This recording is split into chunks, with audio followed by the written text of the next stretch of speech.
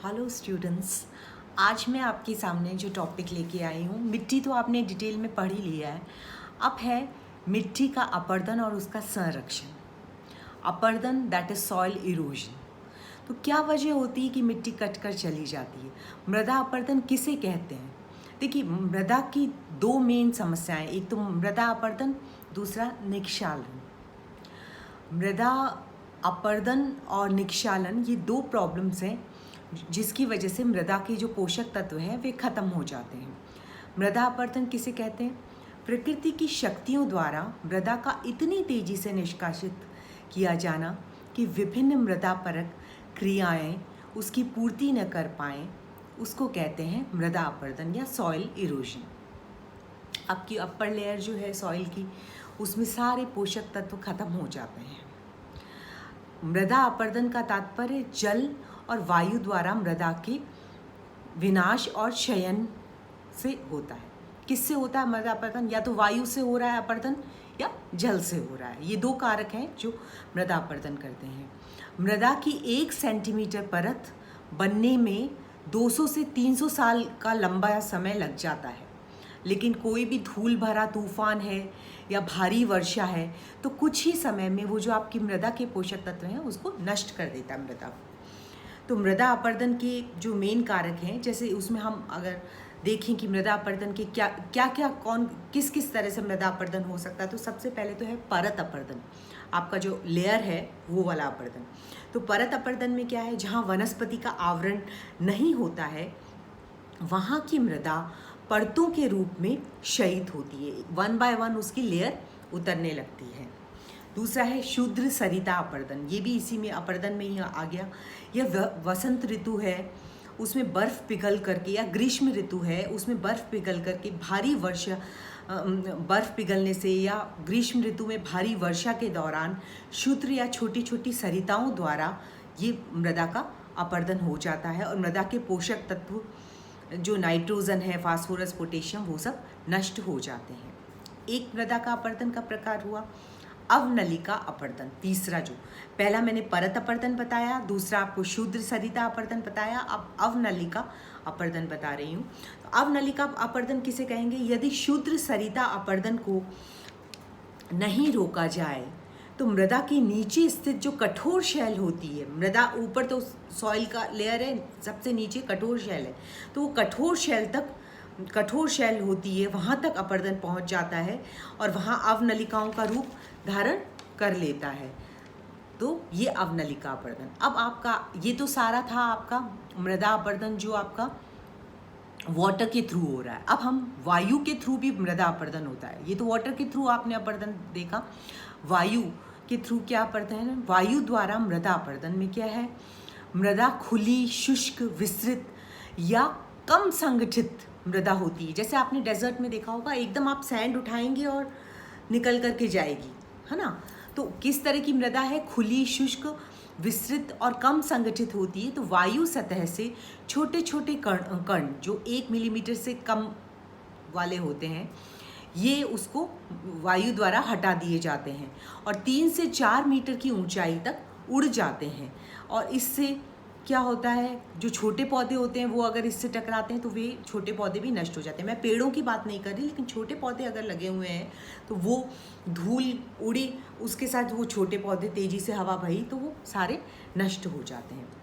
इसी प्रकार है भूमिस्खलन, पंख एवं प्रस्तर प्रवाह। ये क्या है? पर्वतीय क्षेत्रों में भूस्खलन होता है, पंख और पत्थर तेजी से नीचे गिरते हैं, हिल स्लाइडिंग जिसे कहते हैं हम, मेनली रेनी सीजन में आपने बहुत ज़्यादा सुना होगा। तो बहुत तेज़ी से पंख और प्रस्तर नीचे की तरफ गिरते हैं। इससे क्या होता है? इनका प्रारंभ छोटी पर्वतीय धाराओं के रूप में होता है।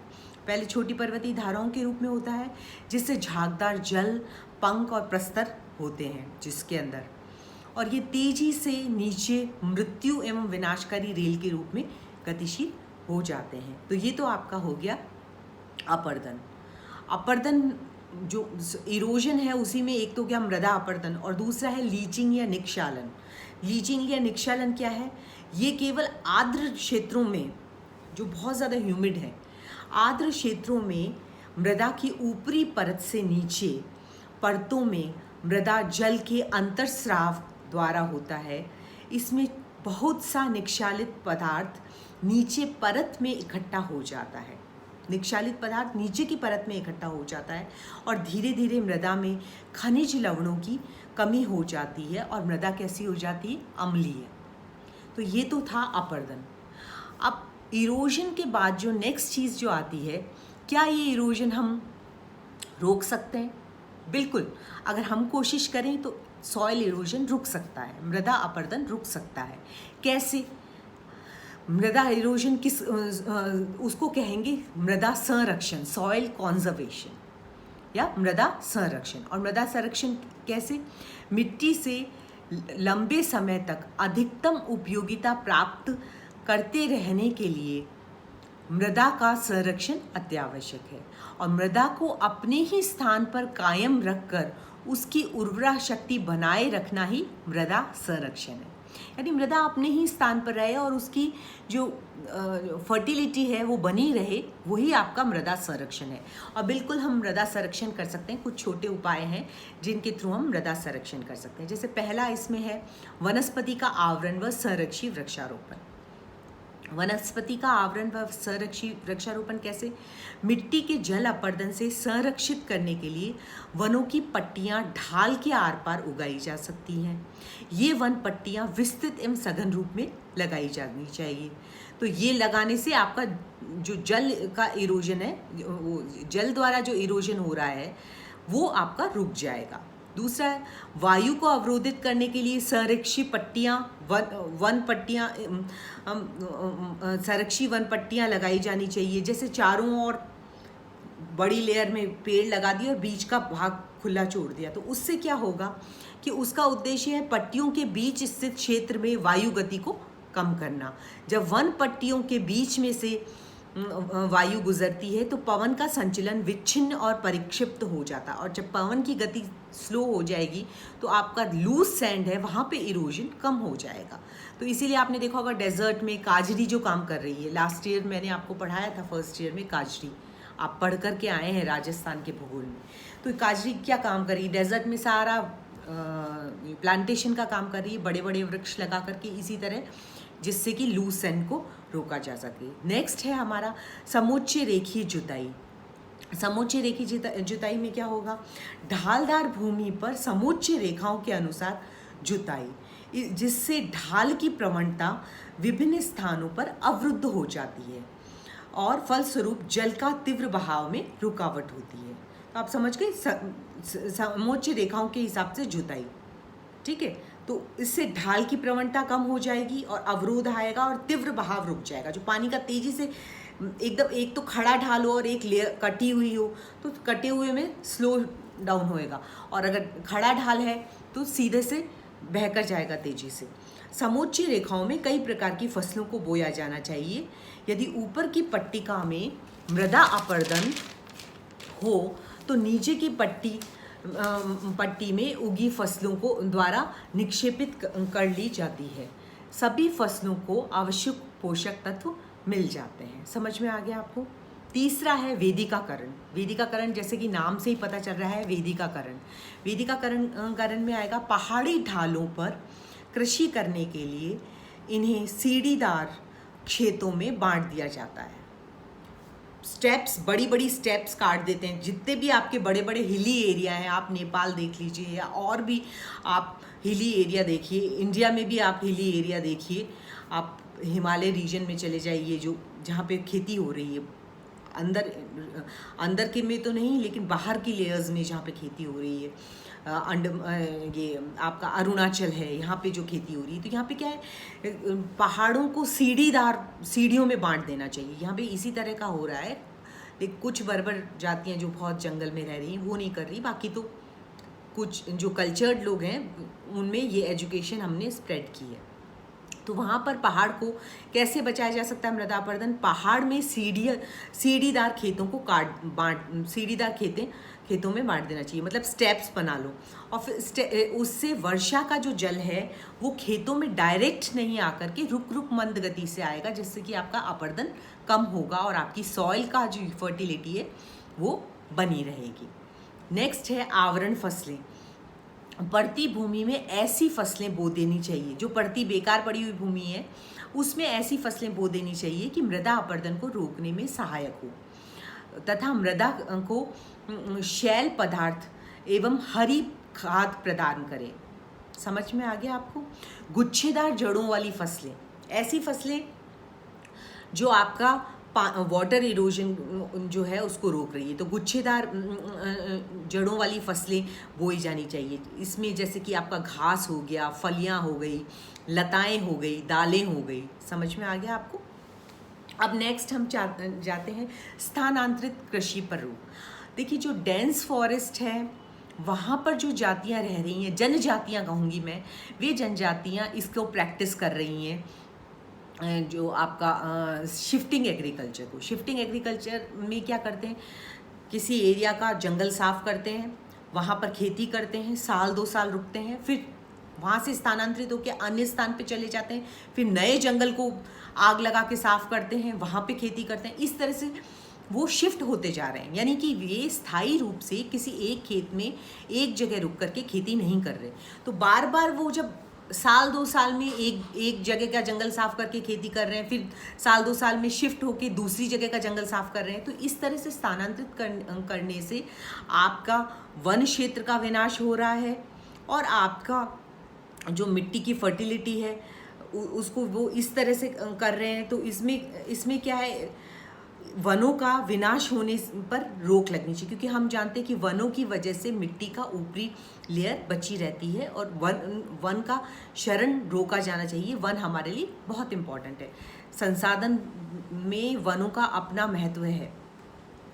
नेक्स्ट है पशुचारण का नियंत्रण। जैसे कि अनियंत्रित पशुचारण जो है वो वनस्पति के ऊपरी आवरण को समाप्त कर देता है, इसलिए मृदा के कण ढीले पड़ जाते हैं और अपर्दित होकर चले जाते हैं। अतः पशुचारण के लिए एक निश्चित चारागाह होना चाहिए, वहीं पर पशुओं को चराया जाना चाहिए। नेक्स्ट है अवनलिकाओं पर बांध का निर्माण। अवनलिकाओं में स्थान स्थान पर बांध बनाए जाने चाहिए। अधिक तेज ढालों पर बांध पास पास बनाए जाने चाहिए और कम तेज ढाल हैं जहाँ पर, वहाँ दूर दूर बनाए जा सकते हैं। नेक्स्ट आपका आ गया अवनलिकाओं पर वृक्षारोपण। अवनलिकाओं में वृक्ष लगाने से मिट्टी क्षय पर रोक होती है और जल का प्रवाह की गति भी कम पड़ जाती है, तो वो भी आपका सोयल इरोजन को रोक रहा है। नेक्स्ट है बाढ़ क्षेत्रों का संरक्षण। बाढ़ क्षेत्र में मृदा का क्षयन और क्षयन होता है और दूसरी ओर रेत सिल्ट वगैरह का निक्षेपण। जब बाढ़ तेजी से आती है तो एक जगह रेत सिल्ट उसका निक्षेपण करती है और मृदा का ऊपर से लेयर हटा देती है। तो ऊंची घास, झाड़ियाँ, ये सब बहाव क्षेत्र में लगा देने से आपका मृदा अपरदन कम होगा। नेक्स्ट है पंख एवं प्रस्तर प्रवाह रोकने के उपाय। इसमें क्या है, नदी घाटी के क्षेत्र में वृक्ष लगाने चाहिए, ये तो पहली चीज़ है। अभी सेव कावेरी, उसमें सबसे ज़्यादा प्लांटेशन पर ही जोर दे रहा। आपने देखा होगा एक मूवमेंट चला रखा है, अगर आप देखते हैं स्पेशली कई लोगों ने चला रखा है सेव कावेरी का। अभी सदगुरु जी जो हैं वो उस पर स्पेशली सबको कनेक्ट कर रहे हैं। तो इसी तरह से हम जानते हैं कि वृक्ष नदी घाटी में लगाना कितना इम्पॉर्टेंट है। अगर नदी घाटी पे हम वृक्ष लगाते हैं तो सॉइल इरोजन को ही नहीं रोकते, ये आपका वाटर जो है उसको भी बैलेंस करेंगे, मॉनसून को बैलेंस करेंगे, नदी इटसेल्फ जो है उसमें वाटर बना रहेगा, तो ये बहुत इंपॉर्टेंट है। तो ये नदी घाटी में वृक्ष लगाना केवल सॉइल इरोजन को ही नहीं रोक रहा, उसके मल्टीपल बेनिफिट्स हैं। दूसरा है पर्वतों के ढालों में वृक्षों की अनुचित जो कटाई होती है उस पर प्रतिबंध लगना चाहिए। फिर है खनन द्वारा निकली गई कच्ची धातु के अपशिष्ट पदार्थों को गलत क्रम से सनिक्षेपण से रोका जाए। जो खनन में और भी जो यूजलेस मटेरियल निकलता है उसको इधर उधर बेतरतीबी से डाल दिया जाता है, वो उस पर रोक लगनी चाहिए। विस्फोट के द्वारा चट्टान विनिष्ट न कर दी जाए और संभावित विस्फोट के द्वारा चट्टान विनिष्ट न कर दी जाए, ये भी एक फैक्टर है, क्योंकि चट्टान विनिष्ट करने से सारा सॉइल और सब कुछ खत्म होता है। तो विस्फोट द्वारा इस तरह से खनन, इस पर रोक लगाई जानी चाहिए। फिर है संभावित खतरे के क्षेत्र में पशुचारण पर रोक होनी चाहिए। नदी घाटियों और जलोढ़ पंखों का अपवाह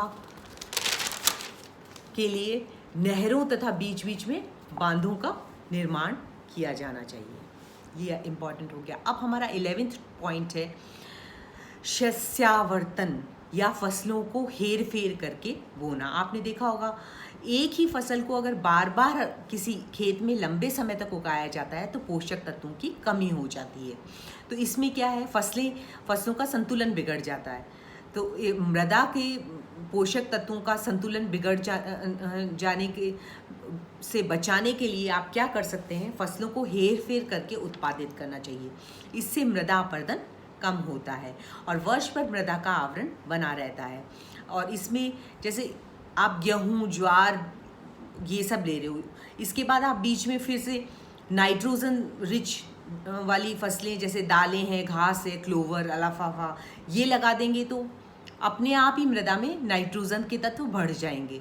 तो फसल में, खेत में अलग अलग हेर फेर, इस बार इस छोटे जोन में खेत को अलग सेक्टर में बांट के अलग अलग सेक्टर्स में अलग अलग फसलें लगानी चाहिए और उस फसल क्रम को चक्रनुमा दोहराना चाहिए। यानी इस बार जहाँ गेहूँ लगाया है वहाँ दाल लगा दो, जहाँ पहले दाल लगाई थी वहाँ गेहूँ लगा दो। इस तरह से चेंज करते रोटेशन से फसलें बोई जानी चाहिए। तो इससे मिट्टी की उर्वरा जो क्षमता है वो बनी रहती है।